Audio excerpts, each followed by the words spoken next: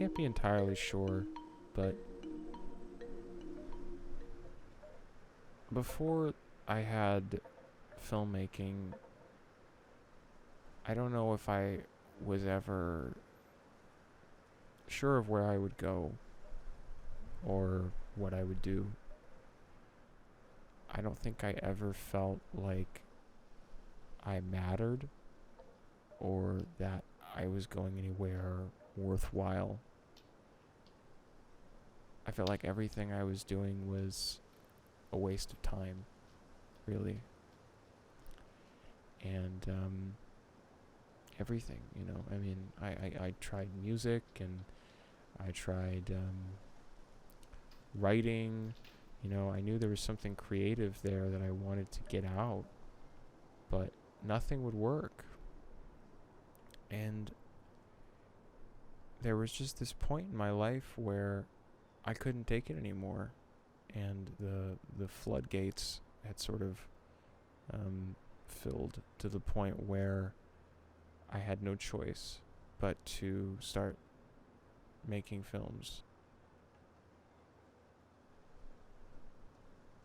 In so many ways, the film, to me, is about death. It's about the serenity and the disturbing nature of death, but the natural element of death. That when someone dies, there's no big dramatic music or anything to sort of play them off, or, they don't clench their chest and say their last words. They're just gone. One moment they were sitting there, and then another they're not. I remember my grandfather was diagnosed with ALS, which is this terminal illness that when you're diagnosed with it, it pretty much means you're going to die. It's a nerve disease, and it kills your nerves over time until eventually, he couldn't even hold a spoon. And I watched that. I watched as he slowly got worse and worse and worse. Every day we would go to his house to help him out, to tuck him into bed.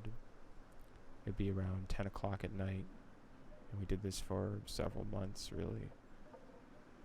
Every single night I came there, he was just getting worse and worse and worse, and I think it really made an impact on me to slowly watch someone die like that.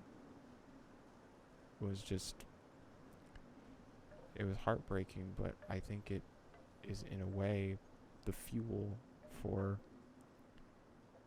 this film. All the things I've sort of seen and been through, whether those are good things or bad things, they're all imprinted on this film in some way, and that it's all about that in some way.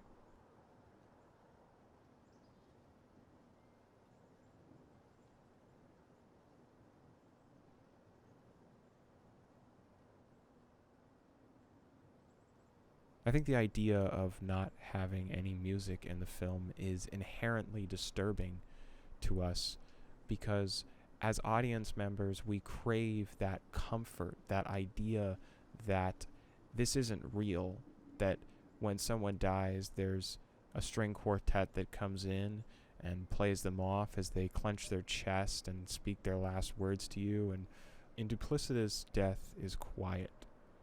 It's haunting. And it's brief. The real disturbing part of the film, the real horror, is not the blood. It's not the axe. It's not anything like that.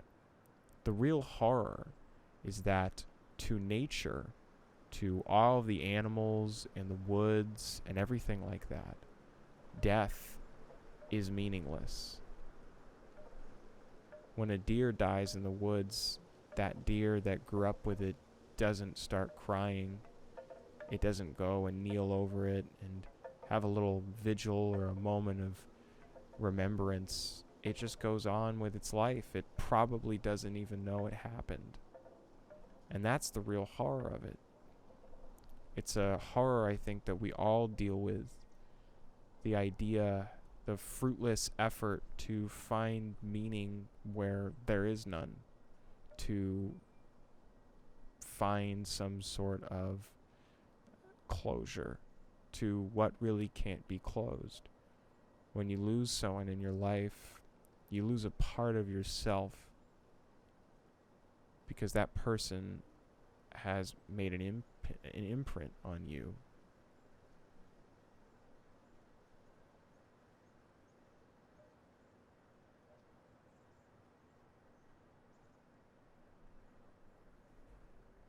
There's a long history of horror films set in the woods. Cabin in the Woods, Blair Witch Project, Evil Dead, and you could go even further back. And I think it's because there is this supremely disturbing feeling to being in the woods. I remember when we moved here, I immediately had the feeling that I had to make a film. And it was specifically coming to this area that is so forested. I lived in more of a suburb kind of area. Coming to here, there is this resounding presence, and you can't quite put your finger on it, but there is this force to what is out there, and you want to film it.